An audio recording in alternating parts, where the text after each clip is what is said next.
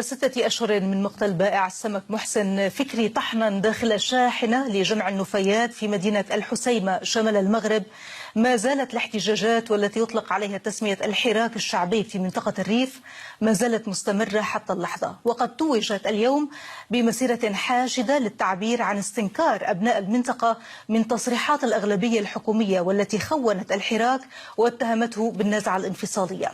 لكن الحكومة استبقت هذه المسيرة ببلاغ أكدت فيه على التسريع في وتيرة إنجاز المشاريع التنموية في الريف وتحسين جودة خدمات العمومية، وذلك على غرار باقي مناطق المملكة. اللهجة إذن اختلفت، فهل هي مؤشر على التهدئة فقط أم على قناعة السلطات المغربية بمطالب أبناء الريف؟ قبل أن نبدأ النقاش وقبل أن أعرف عن ضيفي فقط لمحة سريعة عن المشكلة لكي نفهم الموضوع ونتعمق فيه. مقتله أشعل شرارة انتفاضة الريف الأخيرة. بائع السمك محسن فكري طحن في شاحنة جمع نفايات بعد احتجاجه على مصادرة الشرطة لبضاعته. المحتجون الذين رفعوا علم جمهورية الريف التاريخية طالبوا في البداية بمحاسبة المسؤولين عن مقتل فكري والتحقيق في مزاعم بتفشي الفساد في الإقليم، لكن ذلك ما لبث أن تطور إلى قائمة طويلة من المطالب سميت بالملف المطلبي للحراك الشعبي بالحسيمة، ومن أهم عناصرها إلغاء المرسوم الذي يعتبر إقليم الحسيمة منطقة عسكرية، رفع تهميش المنطقة والحصار الاقتصادي المفروض عليها، ومعاقبة اللوبيات المتورطة في هذا الوضع، تحسين قطاعات الصحة والتعليم والثقافة. الأوباش نظر حسيمة. وتعرف منطقة الريف تاريخا طويلا من الصراعات مع السلطة المركزية، عمدت الرباط على إخمادها عبر استعمال العنف لعدة مرات. فكيف سيكون مصير الاحتجاجات الحالية؟ أرحب بضيفي من الرباط بالمحلل السياسي والكاتب السيد بلال التليدي، ولاحقا سينضم إلينا أيضا من العاصمة المغربية الرباط السيد أشرف طريبق رئيس مركز إسبريس للدراسات والأعلام. أهلا بك معي سيد التليدي في هذا النقاش. يعني فقط قبل أن نبدأ التحليل وأيضا الاطلاع أكثر على الموضوع، هل من معلومات وصلتكم الآن حول المسيرة في الحسيمة التي قيل بأنها حاشدة جدا؟ هل كانت سلمية؟ هل كانت منضبطة؟ هل تدخلت قوات الأمن؟ لأنه صراحة المعلومات جدا شحيحة عبر وكالات الأنباء وأيضا عبر المصادر من المغرب. هل من معلومات لديكم؟ لحد الآن لم ترشح لدينا أي معلومات بخصوص السير العام للمسيرة التي انطلقت في الحسيمة، لكن على ما يبدو فإن المسار السلمي لم ينقطع في حراك الريف، ويبدو أن الجميع متفق على أن المطالب الاجتماعية لا يمكن أن تتعدى سقف الحراك السلمي. وأيضا حتى بلاغ المجلس الحكومي الذي عبر عنه الناطق الرسمي باسم الحكومة تحدث بلغة جد معتدلة ومتوازنة، فأقر بوجود مطالب اجتماعية، وأقر أيضا بأن الحراك كان سلميا. وهذه اللغة الجديدة تنم على أن هناك رغبة من الطرفين في أن تمر أجواء الاحتجاج اليوم بشكل سلمي، ولكن ما الذي تغير؟ لا يزيد في الاحتقان. سيد تليدي، نعم، ما الذي تغير؟ يعني لهجة الحكومة اختلفت يعني فقط يعني من يوم لآخر، يعني كانت هي تتهم الحراك وأيضا تلمح إلى أن هناك أجندات خارجية. نعم، دعني أكون صريحا معك. الملف الريف تم تدبيره ليس من قبل الحكومة ولكن من قبل وزارة الداخلية. وزارة الداخلية هي التي احتكرت هذا الملف، وهي التي تعاملت معه طوال هذه المدة، وتبنت فقط المقاربة الأمنية. ولما وصلت إلى الباب المسدود بسبب إقصائها لبقية المكونات، راحت تبحث عن تغطية سياسية من طرف الحكومة، وهذا هو الذي أوقع الحكومة في ارتباك كبير جدا، فعبرت عن موقف مساند لمقاربة وزارة الداخلية، بمعنى فيما كان يشبه التغطية السياسية لتدخل أمني، ثم ما لبث أن انتصر العقل السياسي على العقل الأمني، وأنتجت الحكومة خطابا معتدلا ومتوازنا تم التعبير عنه في بلاغ المجلس الحكومي. وهذا البلاغ هو الذي تم فيه تخفيف اللهجة بشكل كبير. لم يعد الحديث عن تدخل خارجي، وإنما صار الحديث عن بضعة أفراد. تم الإقرار بأن هذا الحراك هو سلمي، ثم تم الاعتراف بأن هناك مطالب اجتماعية مشروعة. وهذا التطور جد إيجابي يدل على وجود تحول من المقاربة الأمنية إلى المقاربة السياسية.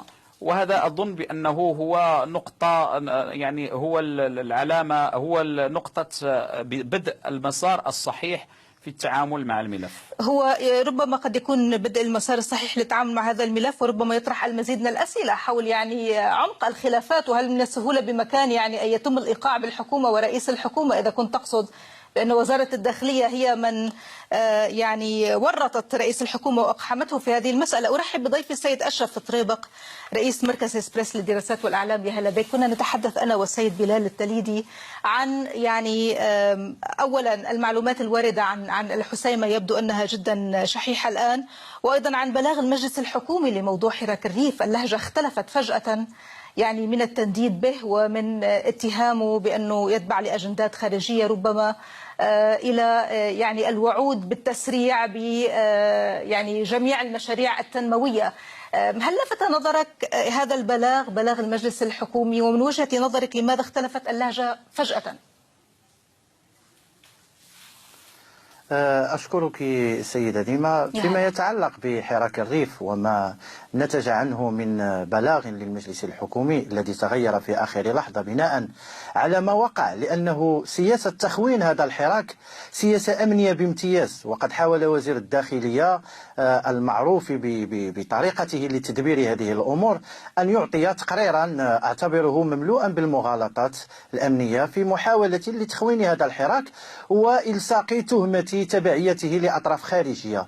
هذه الخطة فشلت سيدتي الكريمة، وبعدما تبين هذا الموقف السلبي الذي تم إذاعته في الإعلام العمومي للأسف الشديد الذي لا يتابع تماما هذه الأحداث التي تقع في الريف كأنه منطقة نائية لا تنتمي إلى ربوع المغرب، وبعد ردود الأفعال التي نددت بمواقف الأحزاب التي حاولت تخوين هذا الحراك، اضطر المجلس الحكومي إلى أن يتخذ لغة مخففة هادئة من خلال بلاغ أعتبره لا يسمن ولا يغني من جوع. التعامل مع هذا الحراك يجب أن يكون تعاملا مسؤولا، أن يكون تعاملا مع مطالب هذا الحراك، مع الذين يمثلون هذا الحراك مباشرة. هذه الحكومة ومن يملي عليها الأوامر، وأقصد بذلك الناس الذين يسيرون هذا البلد من خلال العلبة السوداء، يعني يحاولون ما أمكن أن يتجنبوا الفاعلين الحقيقيين داخل هذا الحراك، والاعتماد على شرذمة من المنتخبين والسياسيين الذين لا يمثلون الوطن يعني ولا يمثلون يعني هذه المنطقة على وجه الخصوص. وفقط لكي نوضح للمشاهد يعني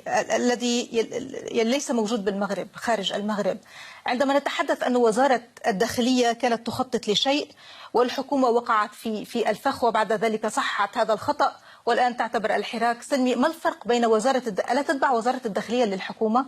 يعني فقط لكي نوضح ما الفرق بين الجهتين.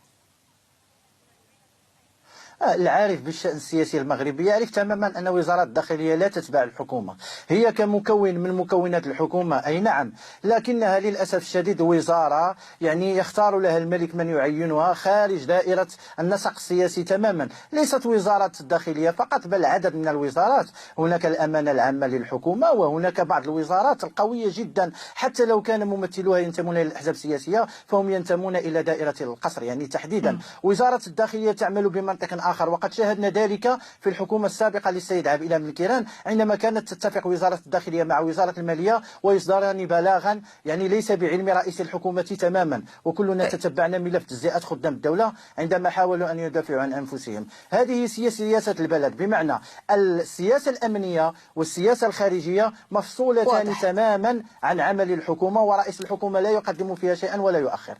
طيب سيد التليدي، ماذا يعني ذلك الآن؟ هو نوع من التهدئة نعم، ولكن يعني بلاغ مجلس الحكومة أيضا يعني حذر إلى حد ما بأنه أو ترك الباب مفتوح بأنه أي محاولة يعني تضر بحماية الأرواح والممتلكات العامة وأيضا الخاصة، السلطات لديها الحق في ممارسة دورها الطبيعي في الحفاظ على الأمن. هل يفسر ذلك بأن الباب يعني ترك مفتوح لأي تدخل أمني؟ ونحن نعلم أن الحراك ما زال سلمي حتى اللحظة، وعلى الرغم من ذلك يوجد حشد كبير من قوى الأمن حسب المصادر وأيضا المعلومات. ماذا يعني ذلك الآن للمشهد في الحسيمة أمنيا على الأقل؟ أولا دعني يعني أصحح قضية أساسية بالنسبة إلي. أولا أنا لم أقل بأن وزارة الداخلية ورطت الحكومة، أنا قلت بأن وزارة الداخلية تصرفت في هذا الملف لوحدها منذ أكثر من 6 أشهر، كانت تدير الملف لوحدها. ولكن ثم دعني أصحح أمرا ثانيا، هناك خلاف كبير بين سياسة الدولة في عهد الحسن الثاني في لحظة من اللحظات وسياستها في الأخير وسياسة محمد السادس في التفاعل مع قضية مع الملف الريف. هناك تغير كبير جدا في التعامل. اليوم نحن لسنا أمام أزمة دولة مع منطقة الريف كما يحاول البعض أن يصور، نحن أمام أزمة مقاربة أمنية في التعاطي مع حراك اجتماعي له مطالب مشروعة توسل بالنضال السلمي. هذه المقاربة الأمنية كانت ستمضي إلى أبعد مدى، وكانت لأجل ذلك تبحث عن تغطية سياسية، ومورست ضغوط معينة على بعض فعاليات أو مكونات الحكومة، وأنتجت هذه الضغوط ذلك البلاغ. وبعد ذلك تبين من خلال دراسة هذه الملفات، وربما أنتم تعرفون بأن الدولة ليس فيها جهة واحدة، الدولة هي كيان معقد، هناك أكثر من وجهة نظر، وهناك تفاعل ما بين ودينامية ما بين وجهات نظر متعددة. ربما نعم. تبين حتى لبعض الجهات داخل الدولة بأن المقاربة الأمنية ستكون مكلفة، وربما ستعقد الملف وستذهب به إلى مدايات لا يمكن للدولة أن تتحملها. ونحن نعاني من قضية الصحراء. نعم، ولكن ولذلك انتصر نعم. العقل السياسي على العقل على الرغم الأمني. من ذلك ولذلك على المقاطعة. اليوم أنا أستطيع أن أقرأ. نعم أعذرنا على المقاطعة فقط لكي نفهم ونوضح أيضا للمشاهد. نعم. فقط يعني الآن ما حدث هذا اللغط يعني بين وزارة الداخلية وبين يعني الأحزاب الحكومية أو الأغلبية لنقل، يعني بالفعل كان له وقع جدا كبير. الأمور الآن اختلفت في اللحظة الأخيرة قبل هذه المسيرة. من سيدفع الثمن الآن؟ لابد أن تكون هناك محاسبة، أليس كذلك؟ هل ستكون المحاسبة لوزير الداخلية أم ستكون المحاسبة لرئيس الحكومة الذي تسرع بإصدار البيان الذي اتهم فيه هذا الحراك؟ ولو باختصار لو سمحت. أنا أعتقد أن المهم اليوم ليس هو ملف المحاسبة بقدر ما هو تصحيح مسار التعاطي مع هذا الملف. إذا صححت الحكومة ملف التعاطي مع هذا الملف واعتبرته ملفا اجتماعيا صرفا وتعاملت معه بمنطق سياسي وليس بمنطق أمني، فهذا مهم. أما محاسبة وزير الداخلية أو محاسبة رئيس الحكومة فهذا الأمر يمكن أن يناقش بعد أن يتم إطفاء هذا الاحتقان. هذا الاحتقان لا ينبغي أن يستمر، لأنه سيضر بصورة المغرب وسيضر أيضا بالوضع السياسي بالمغرب. ولذلك المهم الآن والعاجل الآن هو أن تنتج رؤية سياسية في التعاطي مع الحراك تستجيب لمطالبه بالقدر المعقول. وأظن بأنه الأمر كان يمكن أن يحل بشكل بسيط لولا هذا الاحتقان الناتج عن سوء الثقة بين قادة الحراك وبين وزارة الداخلية التي تتبنى الخيار الأمني. سيد طريبق، تأخر الحوار كثيرا وتأخرت المصالحة كثيرا. هل لهذه الدرجة المشكلة معقدة؟ يعني صعب أن تتوجه الأحزاب إلى هناك، ومن الصعب جدا يعني أن يتوجه رئيس الحكومة إلى هناك، إلى هذه المنطقة، منطقة الريف، الوقوف أيضا على هذه المطالب. هل من الصعوبة بمكان تحقيق ذلك؟ ولماذا تأخر الحوار من وجهة نظرك؟ دعني أعطيك سيدتي تحليلا عميقا للأمور، وبالمناسبة سأصحح بعض المجريات انطلاقا من طرح أسئلة. كيف يؤتى بوزير الداخلية ليلقي تقريرا أمام ممثلي الأغلبية الحكومية، مع العلم أن هذا الوزير لا ينتمي إلى أي حزب؟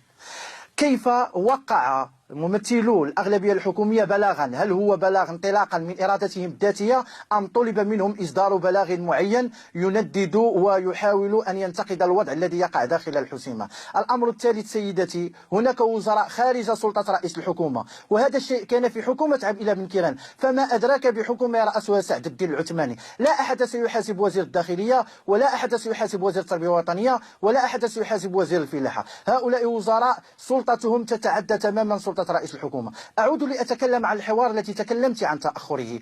هذا الحوار سيدتي الكريمة للأسف الشديد لم يفتح بعد. لماذا؟ لأن هذا الحراك الشعبي الذي يقع في الحسيمة هو دلالة عن حراك مجتمعي قوي وصامد استمر لشهور عديدة. هو حراك شبابي يضم الآلاف من الشباب، يضم المئات من النساء، هو حراك ينبع من إرادة حقيقية لسكان المنطقة ناتجة عن تهميش للمنطقة امتد لعقود. الناس تنشد العزة، تنشد الكرامة، تنشد تحقيق مطالب اجتماعية. فتح الحوار مع هؤلاء هو اعتراف ضمني من الدولة ومن المخزن بأن ما يعيشه الواقع في الريف هو كارثة، هو تمخيص لكل المجهودات التي قامت بها الدولة داخل المنطقة.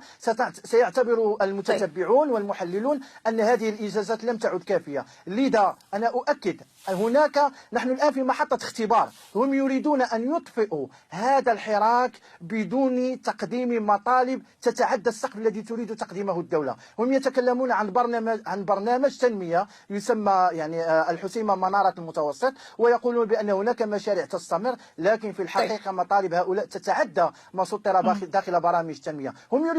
هم يخافون أيضا أن يمتد هذا الحراك لأكثر من منطقة داخل هناك من يقول أن الحراك نفسه عقد الأمر. نعم، ولكن بالمقابل لكي نكون عادلين، هناك من يقول أن الحراك أيضا عقد الأمر من خلال رفع سقف المطالب كثيرا، حتى وصفت بأنه يستحيل الآن تنفيذها إلى حد ما، كنقل شركات إلى المنطقة إلى ما هنالك من ناحية الأمور اللوجستية. أضف إلى ذلك أنه الحراك أيضا رفع شعارات لا للحكرة لا للعسكرة، المخزن الغاشم، الفساد، الدولة العميقة، رفع أعلام أمازيغية. كل ذلك أثار القلق أيضا في الرباط. ألا يحسب ذلك على الحراك بالتعامل بهذه الطريقة، والتي قيل بأنه أيضا استفز جانب السلطات؟ ما تعليقك على ذلك سيد التليدي؟ وأيضا أريد تعليق من السيد طريبق، ولكن أبدأ معك السيد التليدي. أولا دعني أقول لك أن لغة التفاوض حينما يكون الحوار منقطعا تأخذ دائما نفسا راديكاليا، لا من جهة الناشطين ولا من جهة الدولة أيضا.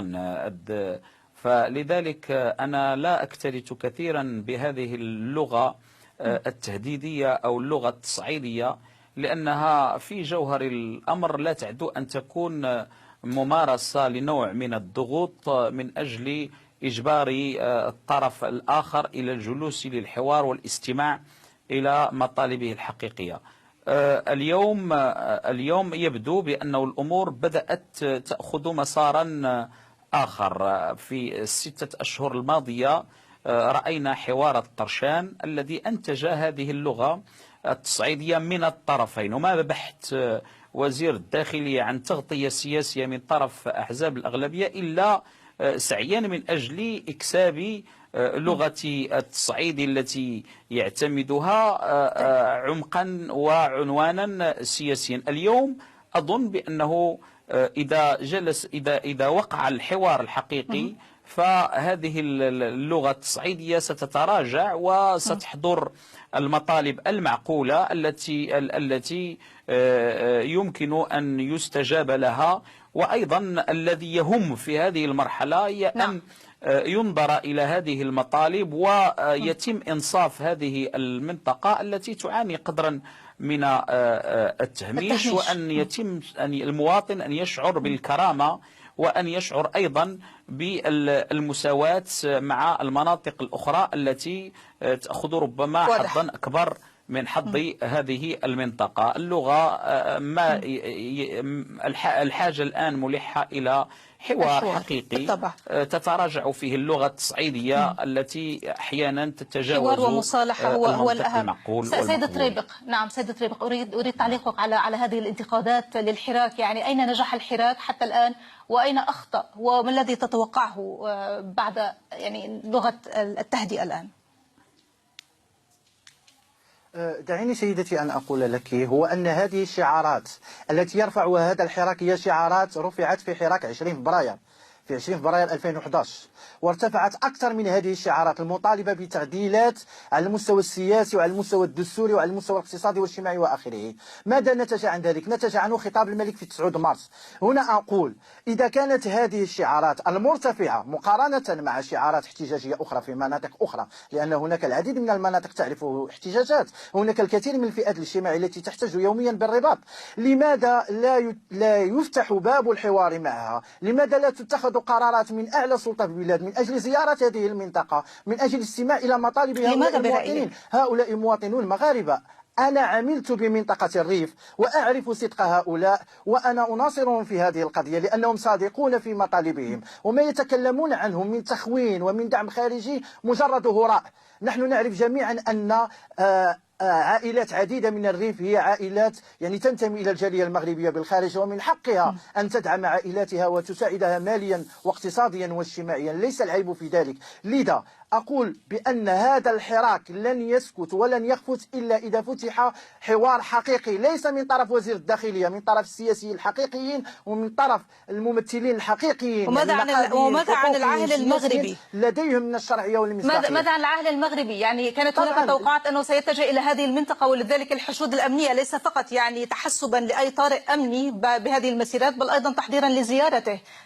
متى برأيك يعني ما العوامل التي قد تدفعه الآن للذهاب إلى المنطقة الآن؟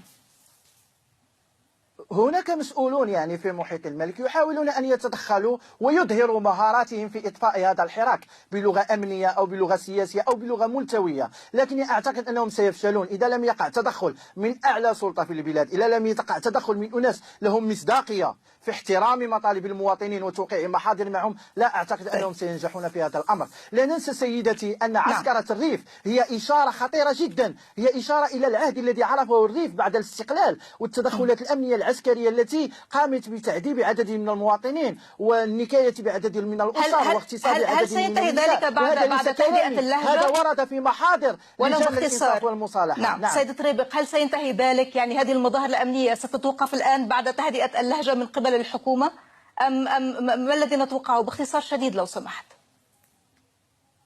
لن يهدأ هذا الحراك وهذا الاحتجاج إلا بفتح حوار جدي وواضح وصريح مع قادة الحراك، وليس مع أناس يحاولون القفز على الموج.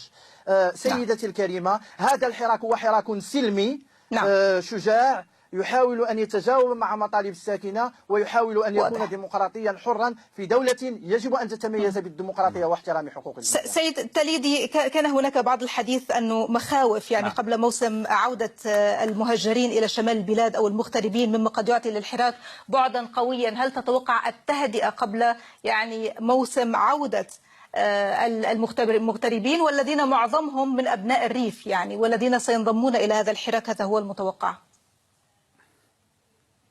هذا يتوقف أختي الفاضلة على نوع المقاربة التي ستنتهجها الدولة في التعامل مع حراك الريف. أنا لا أتحدث فقط عن حراك الريف، ولكن إذا استمر العقل الأمني في تدبير القضايا السياسية وفي تدبير الحراك الاجتماعي فيمكن أن ينتقل الحراك إلى مناطق أخرى، ويمكن أن نشهد في القريب العاجل أو في المدى المتوسط يمكن أن نشهد اندلاع يعني ربيع مغربي آخر. أنا أظن بأنه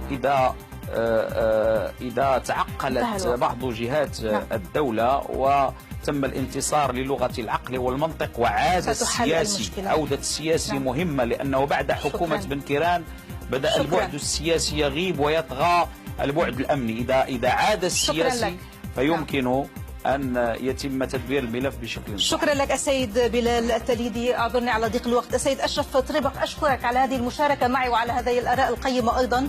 مشاهدينا الكرام، ابقوا معي للجزء الثاني، أنقرة وأيضا القمة التي ستكون في الرياض بعد يومين. ابقوا معي.